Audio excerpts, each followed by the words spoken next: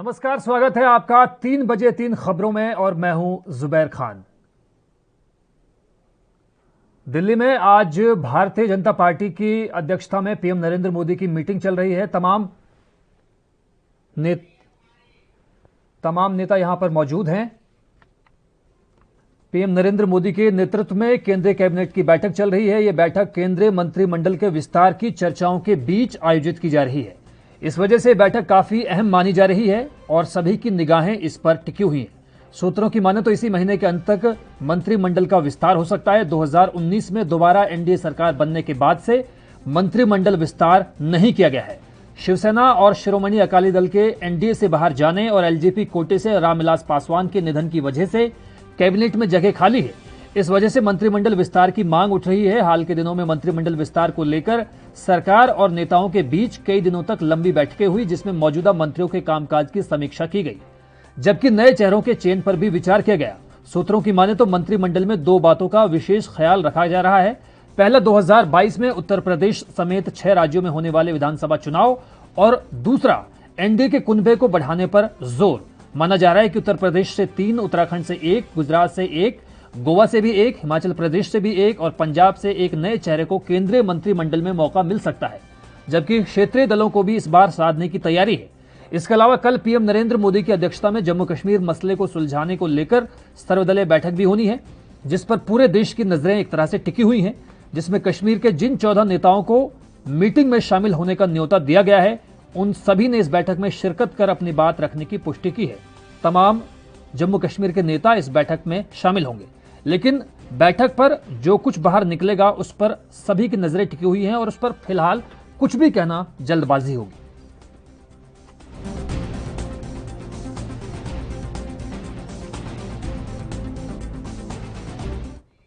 और इस वक्त हमारे सहयोगी राजीव तिवारी सीधे दिल्ली से हमारे साथ लाइव जुड़े हैं। राजीव जी, सबसे पहले यही सवाल आपसे पूछना चाहूंगा कि जिस तरह से मंत्रिमंडल विस्तार को लेकर तमाम अटकलें लगाई जा रही थी और अब एक बैठक भी दिल्ली में हो रही है, लेकिन क्या कुछ अभी निकलकर सामने आया है? देखिए, बिल्कुल भाई, जिस तरीके से बात करें मंत्रिमंडल की बैठक की, तो यानी कि कश्मीर को लेकर भी कहीं ना कहीं जो दिक्कतें थी, या फिर कहें जो धारा 370 हटाने को लेकर कहीं ना कहीं पूर्ण राज्य को दर्जा को लेकर कहीं ना कहीं जो बैठक की गई थी, वो बैठक जरूर खत्म हो गई है, मगर लगातार कहीं ना कहीं कश्मीर को लेकर कहीं ना कहीं बड़े फेरबदल की आशंका थी, वो कहीं ना कहीं अब स्पष्ट होती नजर आ रही है। और लगातार कहीं ना कहीं देखना होगा कि इस बैठक से कितने बड़े फेरबदल किए जा सकते हैं और कहीं ना कहीं जो रणनीति होगी वो क्या होगी भाजपा की। जी राजीव, मंत्रिमंडल में विस्तार की बातें सामने आ रही हैं। कहा जा रहा है कि यूपी में 2022 में होने वाले विधानसभा चुनाव को देखते हुए मंत्रिमंडल में विस्तार किया जा सकता है, कई नए चेहरों को शामिल किया जा सकता है और साथ ही 2024 में होने वाले लोकसभा चुनाव को भी इस मंत्रिमंडल की बैठक के जरिए साधने की कवायद है।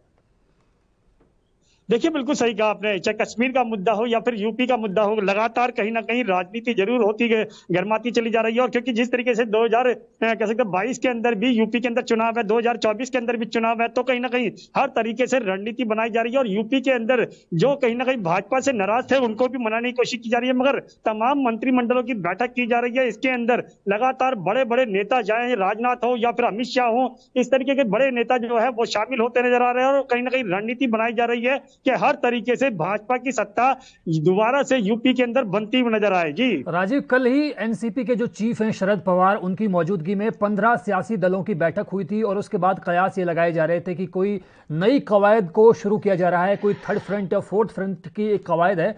लेकिन उसको बाद में प्रशांत किशोर ने एक तरह से सिरे से खारिज कर दिया कि ऐसा कुछ नहीं है, और खुद प्रशांत किशोर ने इस बात की तस्दीक भी की कि अभी तक किसी की हैसियत इतनी नहीं है कि प्रधानमंत्री नरेंद्र मोदी का मुकाबला किया जा सके। तो क्या उसको जवाब देने के लिए भी यह बैठक की जा रही है आज?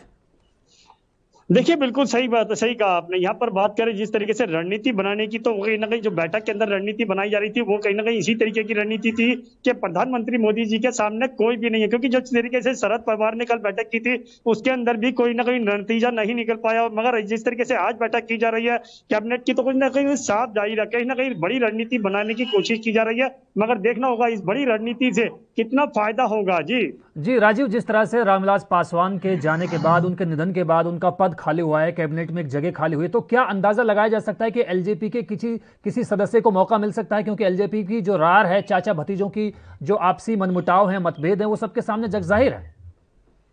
देखिए बिल्कुल सही कहा आपने। रामविलास पासवान की बात करें तो जिस तरीके से रामविलास पासवान की जो जगह खाली हुई है वो कहीं ना कहीं चिराग पासवान हासिल करना चाहते थे, मगर जिस तरीके से चाचा भतीजे की जो लड़ाई थी वो कहीं ना कहीं जग जाहिर जरूर हुई है और कहीं ना कहीं उसको लेकर बड़ी रणनीति भी बनाई जा रही थी। मगर देखना होगा क्या चिराग पासवान के पास कैबिनेट की बैठक जाएगी या फिर कहीं ना कहीं जो चाचा है या उनके हाथ में जाएगी बागडोर। मगर लगातार कहीं ना कहीं कैबिनेट के अंदर पूरी फेरबदल किए जा रहे हैं और हर तरीके से यही कोशिश की जा रही है, यूपी की बागडोर हो या फिर कहें कश्मीर की बागडोर हो, लगातार कहीं ना कहीं उसको लेकर रणनीति जरूर बनाई जा रही है। और जिस तरीके से 2020 के और 2022 के और 2024 के जिस तरीके से चुनाव आ रहे हैं उससे साफ जाहिर है कहीं ना कहीं भाजपा बड़ी रणनीति बनाने के साथ साथ सत्ता हासिल करने के लिए बड़े कदम उठाने की कोशिश की जा रही है। जी राजीव, मैं ये भी आपसे जानना चाहूंगा, आप दिल्ली में मौजूद हैं और कल यानी 24 जून को पीएम नरेंद्र मोदी की अध्यक्षता में सर्वदलीय बैठक होनी है और कोशिश यही है, कवायद यही है, बार बार इसी कोशिश में पूरा प्रधानमंत्री जो मंत्रिमंडल लगा हुआ है कि किसी भी तरीके से किसी भी कीमत पर कश्मीर के जो मसले को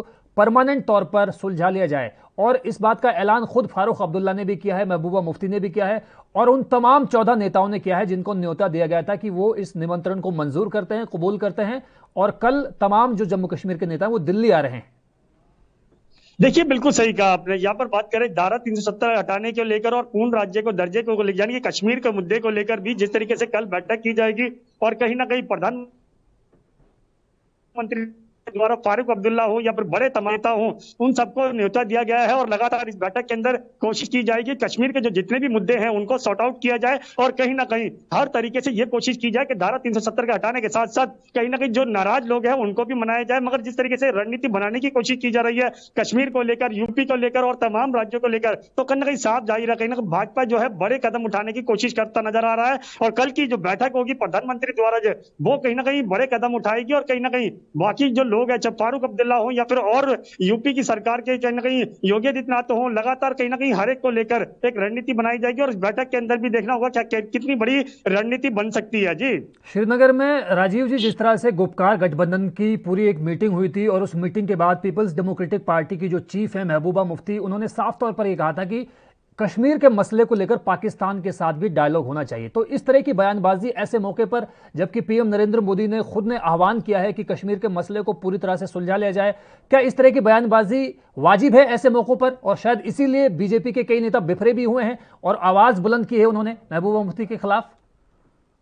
देखिए बिल्कुल सही कहा आपने। महबूबा मुफ्ती की तरफ दोबारा जिस तरीके से कहा गया कि पाकिस्तान से भी वार्ता होनी चाहिए, मगर देखना होगा कि प्रधानमंत्री जी क्या पाकिस्तान से भी वार्ता करेंगे। मगर जिस तरीके से धारा 370 को लेकर कहीं ना कहीं कश्मीर को लेकर जो विवाद थे वो किस तरीके से दूर होंगे और कहीं ना कहीं भाजपा के अंदर भी कहीं ना कहीं नाराजगी जरूर देखने को मिली थी। मगर अब देखना होगा कि कल की जो बैठक है वो किस तरफ जाती है और कहीं ना कहीं फारूक अब्दुल्ला हो या फिर महबूबा मुफ्ती हो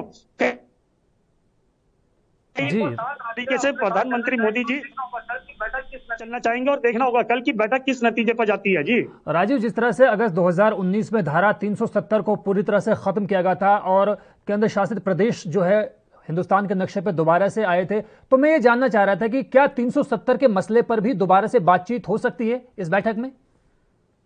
देखिए बिल्कुल बताइए, जिस तरीके से बात करें कल की जो बैठक होगी उसके अंदर कहीं ना कहीं धारा 370 को हटाने को लेकर भी जो बड़े कदम थे या फिर कहें जो नाराजगी थी वो भी इस बैठक के अंदर शामिल हो सकती है और लगातार यही कोशिश की जाएगी, चाहे वो कश्मीर का मुद्दा हो, यूपी का मुद्दा हो, लगातार हर तरीके से कोशिश की जाएगी कि इस बैठक के द्वारा उन मुद्दों को सुलझा लिया जाए। मगर देखना होगा कल की बैठक किस नतीजे पर जाती है, क्योंकि कल की जो बैठक होगी वो प्रधानमंत्री जी खुद इसकी अध्यक्षता करेंगे और कहीं ना कहीं बड़े जो नेता होंगे चाहे वो कश्मीर के हों, यूपी के हों और बड़े नेता होंगे वो भी शामिल होंगे। मगर लगातार कहीं ना कहीं बड़ी रणनीति के साथ साथ यही कोशिश की जाएगी कि यूपी के मुद्दे हों या कश्मीर के मुद्दे हों उनको सुलझा लिया जाए। जी राजीव, एक दफा जब अटल बिहारी वाजपेयी देश के प्रधानमंत्री होते थे तो वो एक नारा देते थे और उनका एक बहुत जबरदस्त कोट भी है आज भी कि वो कहते थे हमेशा कश्मीरियत, इंसानियत और जमहूरियत। क्या इस वाले मसले पर दोबारा बातचीत हो सकती है? इस लाइन को पकड़कर दोबारा कोई बातचीत होने की संभावना नजर आती है आपको? देखिए बिल्कुल बताया, जिस तरीके से अटल बिहारी की बात की तो अटल बिहारी के टाइम पे भी कहीं ना कहीं बड़े वादे किए थे, बड़े नारे भी दिए गए थे। मगर कहीं ना कहीं अभी जो प्रधानमंत्री नरेंद्र मोदी जी होंगे कल की बैठक के अंदर कितने फेरबदल कर सकते हैं, कितनी बड़ी रणनीति बना सकते हैं या सबको साथ रख के जो उनका विकास कहा जाता है कि सबका साथ सबका विकास, मगर देखना होगा कल का जो बैठक होगी वो किस तरीके की साथ में होगी, सबके साथ लेके चलेंगे या फिर कहीं ना कहीं रणनीति जो है जो नाराज है उनको किस तरीके से मनाएंगे। मगर कल की जो बैठक होगी वो खुद प्रधानमंत्री जी अध्यक्षता के अंदर होगी और लगातार कहीं ना कहीं रणनीति के साथ साथ ये भी देखा जाएगा कि कश्मीर के मुद्दे भी सुलझा लिया जाए और यूपी के अंदर जो नाराजगी है या चिराग पासवान को लेकर जो नाराजगी है या पासवान को लेकर वो भी कहीं ना कहीं दूर कर ली जाए। जी राजीव जी, इस महत्वपूर्ण जानकारी के लिए आपका बहुत बहुत शुक्रिया। तो फिलहाल भारतीय निषाद पार्टी लगातार इस बात में है कि किस तरह से लगातार वो अपने मसलों पर बातचीत करे और अपनी मांगों को रख भी रही है।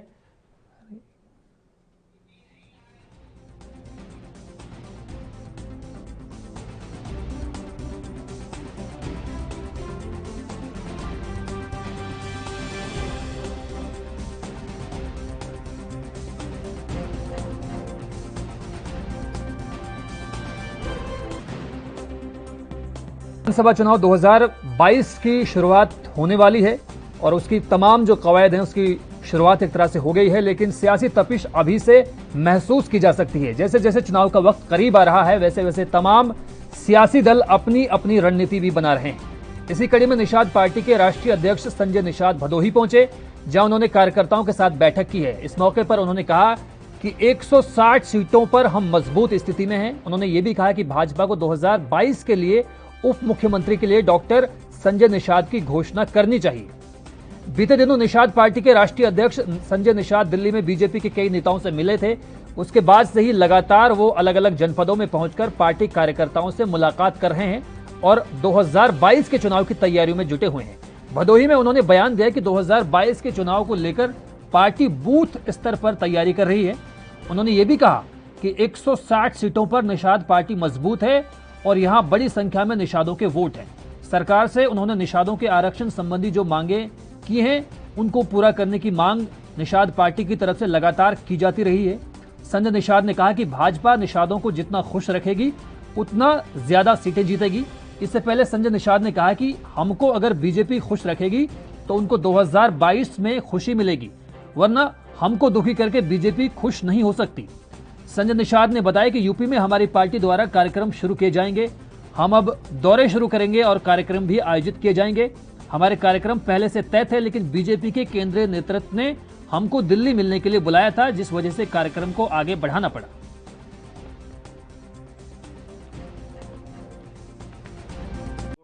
तो भारतीय जनता पार्टी ने खुद वादा किया था कि आइए हम आपका आरक्षण मुद्दा हल करेंगे, आपको केंद्र और राज्य में ताकत देंगे, पावर देंगे, जिससे आपके समाज के ऊपर जो अत्याचार 70 साल से सताए जा रहे हैं उससे आप खुद दूर करोगे और इसे इम्प्लीमेंट करा लोगे।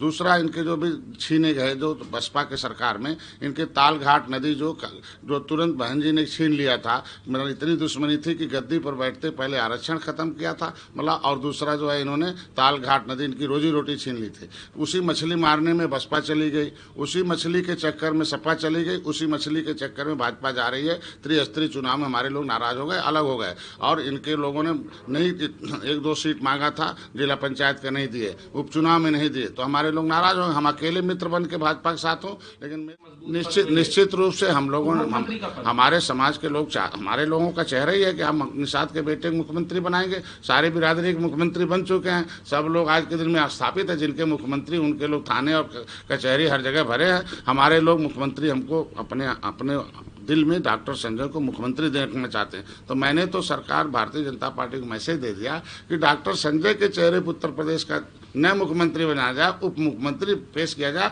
अभी और इस वक्त हमारे सहयोगी प्रदीप आनंद श्रीवास्तव सीधे हमारे साथ जुड़ चुके हैं। प्रदीप जी, सीधा सवाल मैं आपसे यही करूंगा कि क्या आपको लगता है कि आने वाले 2022 की चुनाव की तैयारियों के लिए निषाद पार्टी के संजय निषाद को बीजेपी की तरफ से उप मुख्यमंत्री पद का दावेदार घोषित किया जा सकता है?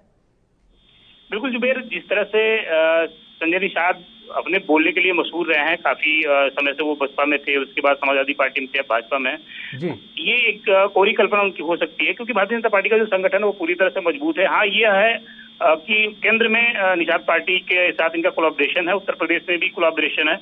ये अपनी मांग रख सकते हैं, जो सिर्फ नेतृत्व भारतीय जनता पार्टी का ये फैसला उसके ऊपर डिपेंड करता है। हाँ, कुछ ऐसे विधानसभा है जहां पर निषाद बाहुल्य सीट है, जहां पर निषादों का जो है वर्चस्व होता है, लेकिन अगर दो चार विधानसभा को देख लिया जाए तो पूरा उत्तर प्रदेश बहुत बड़ा है और ऐसी बहुत सारी पार्टियां हैं भारतीय जनता पार्टी के सहयोगी। अगर वो सभी लोग उप मुख्यमंत्री के दौड़ में शामिल हो जाएंगे तो निश्चित रूप से भारतीय जनता पार्टी का जो अपना बेस है वो खत्म होता हुआ नजर आएगा। तो ये एक कोरी कल्पना कही जा सकती है, ये इनकी मांग है और कुछ नहीं जुबेर। प्रदीप जी, आप उत्तर प्रदेश की सियासत से भली भांति वाकिफ हैं, आप बेहतर जानते हैं। मैं ये जानना चाहूंगा आपसे कि निषाद पार्टी की नाराजगी बीजेपी से क्या है, क्योंकि लंबे समय तक दोनों पार्टियों ने साथ मिलकर यूपी के विकास के लिए, यूपी के कल्याण के लिए काम किया है, लेकिन आरक्षण का जो बड़ा मुद्दा रहा निषाद पार्टी का, क्या उस पर काम ना होना एक बड़ी वजह है नाराजगी की? बिल्कुल जुबेर, आपने एकदम सही बताया। डॉक्टर संजय निषाद गोरखपुर से चलकर अगर आज दिल्ली तक पहुंचे हैं तो वो आरक्षण की राजनीति करके, जो उनके अपने कैडर में जो उनकी जातिगत समीकरण है, जो निषाद पार्टी उनको उन्होंने SC ST का दर्जा दिलवाने के लिए निरंतर संघर्ष किया और उसी को लेकर वो बसपा में भी गए जहां पर उनकी बात नहीं सुनी गई। समाजवादी पार्टी में भी आपको याद होगा कि उपचुनाव में योगी आदित्यनाथ की सीट से उनके खुद लड़के जो है सांसद हुए थे। अभी वर्तमान में उनके लड़के संत कबीरनगर से भारतीय जनता पार्टी की सीट पर सांसद हैं। तो कहीं ना कहीं से ये आरक्षण की पूरी राजनीति है। आरक्षण की राजनीति को लेकर डॉक्टर संजय निषाद हमेशा सुर्खियों में रहे हैं और वो कभी भी किसी एक पार्टी का हो के कभी नहीं रहे, जहां पे उनको लगता है कि मुझे आरक्षण मिले या फिर मेरा व्यक्तिगत या फिर मेरे जाति आधार पर हम लोगों का फायदा होना है, उस पार्टी के साथ वो खड़े रहते हैं। और जब देखते हैं कि हमारा काम यहाँ से नहीं बन रहा है तो वहां से वो सीधे कटलाइन हो जाते हैं। तो कुल मिला के डॉक्टर संजय निषाद जो है वो बड़ बोलेपन के लिए मशहूर है, लेकिन ये है कि निषाद पार्टी में उनकी पकड़ है और वो एक जमीन प्रदान करती है जिसकी वजह से संजय निषाद बोलते हैं। प्रदीप आनंद जी, मैं ये भी आपसे जानना चाहूंगा कि जिस तरह से हमने बातें की निषाद पार्टी को लेकर, लेकिन अगर हम अपना दल की बातें करें, अपना दल की अनुप्रिया पटेल ने हाल ही में गृह मंत्री अमित शाह से मुलाकात दिल्ली में की थी, लेकिन उनकी ही बहन पल्लवी पटेल ने अखिलेश यादव के साथ लखनऊ में मुलाकात की। और अगर हम बात करें सुहेल देव भारतीय समाज पार्टी की, तो वहां उसके जो प्रमुख हैं, उसके जो चीफ हैं ओम प्रकाश राजभर, उन्होंने भी बीजेपी को यूपी में खासतौर पर डूबता हुआ जहाज बताया है। तो जिस तरह से क्षेत्रीय दलों का एक टकराव और छिटकाव नजर आ रहा है यूपी में, क्या बीजेपी को 2022 में होने वाले विधानसभा चुनाव में इसका खामियाजा भुगतना पड़ सकता है? देखिए जो बहुत ज्यादा तो नहीं इस पे नुकसान हो सकता है, लेकिन हाँ ये है कि कुछ ऐसे पर्टिकुलर क्षेत्र हैं जहां पर भारतीय जनता पार्टी अगर इनको साथ में लेकर नहीं आती तो भारतीय जनता पार्टी का नुकसान होगा। जैसे चंदौली और प्रयागराज वाराणसी के का जो ग्रामीण एरिया है, ये जो एरिया है ये सब सोनलाल पटेल का अपना खुद का वर्चस्व रहा है। ओम प्रकाश राजभर की बात करें, मऊ, आजमगढ़, बलिया, वहां पर उनके जाति से जुड़े हुए काफी लोग हैं, तो वहां पर सीटों का थोड़ा सा जो है वो टोटा हो जाता है।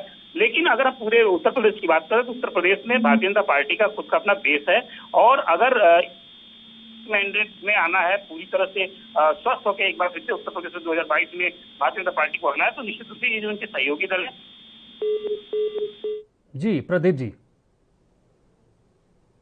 प्रदीप जी से लगता है हमारा संपर्क टूट गया है। जैसे ही हमारा संपर्क प्रदीप से आपसे जुड़ेगा, दोबारा आपसे संपर्क साधने की कोशिश की जाएगी। तो जिस तरह से आप देख रहे हैं कि यूपी में 2022 में होने वाले विधानसभा चुनाव के लिए तमाम जो सियासी दल हैं अपनी अपनी कवायद में जुटे हुए हैं, अपनी अपनी रणनीतियां बनाई जा रही हैं और अभी से जमा घटा गुना भाग का जो खेल है वो शुरू हो चुका है। साम दाम दंड भेद के आधार पर जिस तरह से चुनाव में शिरकत की जाती है उसके लिए तमाम पार्टियों ने अपनी एक तरह से शुरुआत कर दी है, उसका बिगुल बच चुका है।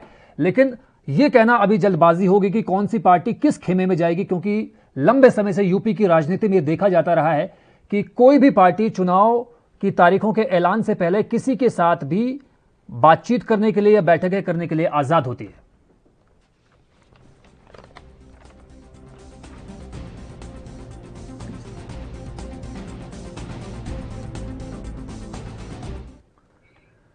आज भारतीय जनसंघ के संस्थापक यानी कि श्यामा प्रसाद मुखर्जी की पुण्यतिथि है। बीजेपी के तमाम नेता आज उनको याद कर रहे हैं और उन्हें श्रद्धांजलि अर्पित कर रहे हैं।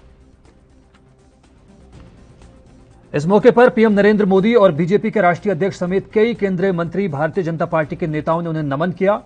पीएम नरेंद्र मोदी ने अपने ट्वीट में लिखा कि डॉक्टर श्यामा प्रसाद मुखर्जी को उनकी पुण्यतिथि पर नमन। उनके विचारों और लोगों की सेवा के लिए इच्छा शक्ति हमेशा हमें प्रेरणा देती रहेगी। राष्ट्र की एकता के लिए उनके द्वारा किए गए योगदान को कभी नहीं भुलाया जाएगा। पीएम मोदी के अलावा बीजेपी की ओर से भी श्यामा प्रसाद मुखर्जी को नमन किया गया। बीजेपी ने अपने ट्विटर हैंडल से ट्वीट कर लिखा कि राष्ट्रीय एकता और अखंडता के पर्याय, महान शिक्षाविद, प्रखर राष्ट्रवादी विचारक और भारतीय जनसंघ के संस्थापक डॉक्टर श्यामा प्रसाद मुखर्जी के बलिदान दिवस पर भावभीनी श्रद्धांजलि। आपको बता दें कि श्यामा प्रसाद मुखर्जी भारतीय जनसंघ के संस्थापक सदस्य थे। भारतीय जनसंघ से ही बाद में भारतीय जनता पार्टी का उदय हुआ। श्यामा प्रसाद मुखर्जी की अगुवाई में जनसंघ ने देश के बंटवारे का विरोध किया। यूं तो श्यामा प्रसाद मुखर्जी ने तब की कांग्रेस सरकार की नीतियों की आलोचना की, हालांकि वो पहली केंद्रीय कैबिनेट का हिस्सा भी रहे, लेकिन जम्मू कश्मीर के मसले पर उन्होंने कैबिनेट से इस्तीफा भी दिया।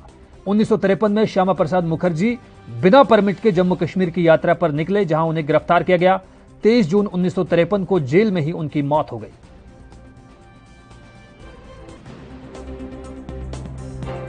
आत्मा को श्रद्धांजलि देते हैं जिन्होंने भारत की एकता और अखंडता के लिए अपने जीवन का बलिदान दिया। हम सब जानते हैं कि श्यामा प्रसाद मुखर्जी देश के आज़ाद भारत के उन नेताओं में से एक रहे जिन्होंने देश की एकता और अखंडता के लिए अपना सर्वस्व न्योछावर किया। वह उनका सारा जीवन अगर हम देखें तो उपलब्धियों से भी भरा हुआ था और त्याग के साथ भी भरा हुआ था। अगर उपलब्धियों की बात करें तो एक शिक्षाविद के रूप में उन्होंने 33 वर्ष की उम्र में कलकत्ता यूनिवर्सिटी जैसे यूनिवर्सिटी का वाइस चांसलर बनना का पद स्वीकार किया। सीनेट में रहे, सिंडिकेट में रहे, वहाँ की विधान परिषद में रहे, बाद में वो यूनियन कैबिनेट के यहाँ सदस्य बने और बाद में उन्होंने भारतीय जनसंघ की स्थापना की।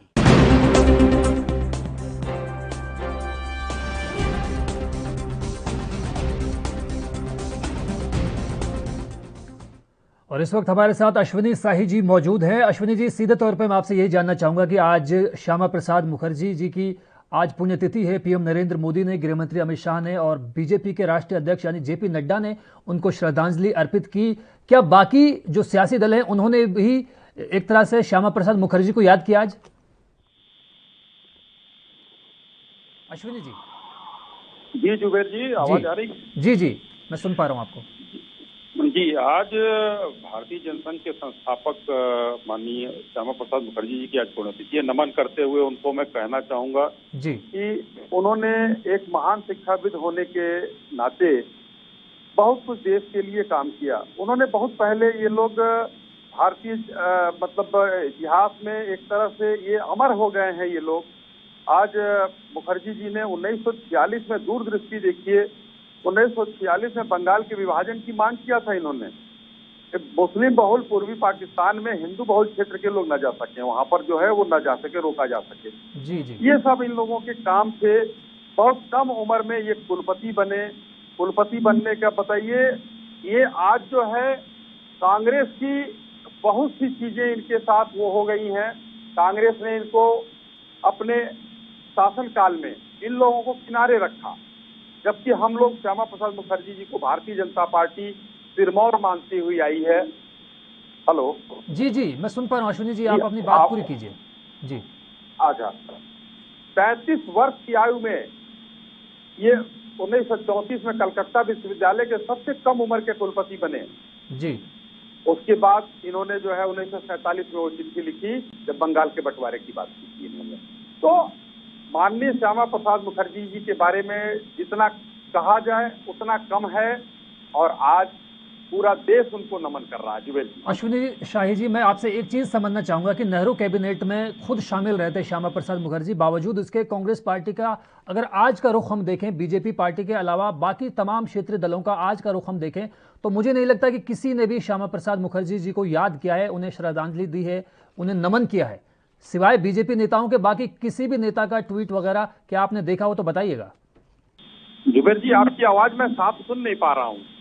अश्विनी शाही जी, मैं सीधे तौर पर आपसे ये जानना चाह रहा हूँ कि श्यामा प्रसाद मुखर्जी जी को नेहरू कैबिनेट की पहली कैबिनेट का हिस्सा बनाया गया था, मंत्रिमंडल में उन्हें शामिल किया गया था, बावजूद इसके कांग्रेस पार्टी आज उन पर ऐतराज जताती है और उनको दोबारा से, जैसे श्रद्धांजलि की बात है, कोई श्रद्धांजलि अर्पित करने की कोई खबर सामने नहीं आई, कोई नमन की बात सामने नहीं आई, सिवाय बीजेपी नेताओं के बाकी किसी भी क्षेत्रीय दल की तरफ से कोई ऐसी बात सामने नहीं आई। क्या वजह इसके पीछे है? जुबेर जी, मैं आपको कायदे से आपका सवाल मैं सुन नहीं पा रहा हूँ, पूरा सुन नहीं पा रहा हूँ। जुबेर जी, क्षमा चाहता हूँ, फिर से एक बार फोन मुझे लगवा कर जो है वो किया जाए तो मैं फिर से बता दूँ। अश्विनी शाही जी, मैं बार बार आपसे यही पूछ रहा हूँ और शायद आपको मेरी आवाज़ ठीक ढंग से मिल नहीं पा रही। मैं दोबारा आपसे यही जानना चाहूँगा कि जिस तरह से भारतीय जनता पार्टी नमन कर रही है, श्रद्धांजलि अर्पित कर रही है श्यामा प्रसाद मुखर्जी को, बाकी तमाम जो राजनीतिक दल हैं, सियासी दल हैं देश भर में, उनका क्या रुख है श्यामा प्रसाद मुखर्जी को लेकर? देखिए, उनका रुख तो स्पष्ट, अगर भारतीय जनता पार्टी ने जिसको अपना सर्वोपरि माना है, उनको कैसे वो लोग कुछ कह सकते हैं। आज हमारे राष्ट्रीय अध्यक्ष जी ने इस पर सवाल भी उठाया है। उन्होंने तो पत्र का, आखिरी पत्र का भी जिक्र कर दिया था। तो बाकी दल तो किस तरह से लेंगे उनको, तो आज तो विरोध के लिए विरोध होता है। भारतीय जनता पार्टी ने अगर किसी को अपना सर्वोपरि कहा है तो वो विरोध ही करेंगे। उनका तो मतलब आज देखिए किस माननीय जेपी नड्डा जी ने जिक्र किया है कि 30 जून 1953 को पंडित जवाहरलाल नेहरू ने श्यामा प्रसाद मुखर्जी की मां जोगमाया को पत्र लिखकर संवेदना व्यक्त की थी, लेकिन 4 मई को उनकी मां जोगमाया देवी ने पत्र का जवाब दिया। उस पत्र में क्या लिखा था कि मेरा बेटा बिना किसी मुकदमे के हिरासत में मर गया। आप कहते हैं मेरे बेटे के हिरासत के दौरान कश्मीर कैसे? अब बताइए, यही डिस्प्यूट है। उस पत्र में ये लिखा हुआ था, जोगमाया जी ने क्या लिखा और कैसे उनकी जो है मौत हुई थी, आज संदेहास्पद है। ये तो कांग्रेस तो कटघरे में खड़ी होती है जी। लेकिन अश्विनी शाही जी, ये भी चीज हमें समझनी होगी कि नेहरू कैबिनेट में श्यामा प्रसाद मुखर्जी को शामिल किया गया था, लेकिन बावजूद उसके कांग्रेस पार्टी आज उनसे किनारा करती है, उनको नजरअंदाज करती है। आप इसके पीछे की सबसे बड़ी वजह क्या मानते हैं? देखिए, उस समय आज जो है, उस समय अब कांग्रेस क्यों आंख मूंद रही है मैं नहीं कह सकता हूं, लेकिन जब श्यामा प्रसाद मुखर्जी जी की मौत से कई सवाल पैदा हुए थे, उस समय जो है आपको और हमको कोई कहने की कोई बात नहीं है।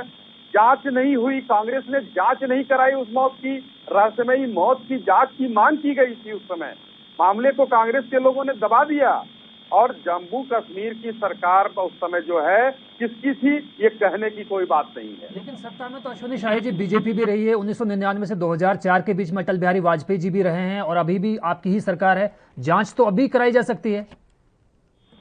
जरूर जांच जो है, भारतीय जनता पार्टी की सरकार ने जांच करने के लिए कोई कदम नहीं पीछे उठाएगी। हम लोग आगे इसमें जरूर कुछ न कुछ कार्रवाई जरूर होगी इसमें। अश्विनी शाही जी, बीजेपी के प्रवक्ता, आप हमारे साथ जुड़े, आपने अपना बेशकीमती वक्त एएनबी न्यूज़ के लिए दिया, आपका बहुत बहुत शुक्रिया।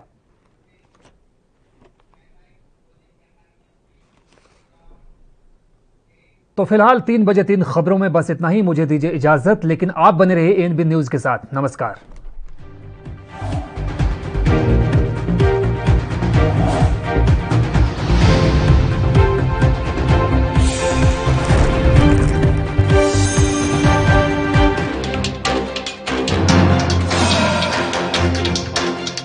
पाकिस्तान के लाहौर में जौहर टाउन में एक घर में बड़ा बम धमाका हुआ है। इस बम विस्फोटक में 4 लोगों के मारे जाने की खबर है और दर्जनों लोग गंभीर रूप से घायल हो गए। जौहर टाउन वही इलाका है जहां कुख्यात आतंकी हाफिज सईद रहा करता था। पाकिस्तान के पंजाब प्रांत के मुख्यमंत्री उस्मान बजर ने पुलिस को मामले की जाँच के आदेश दिए।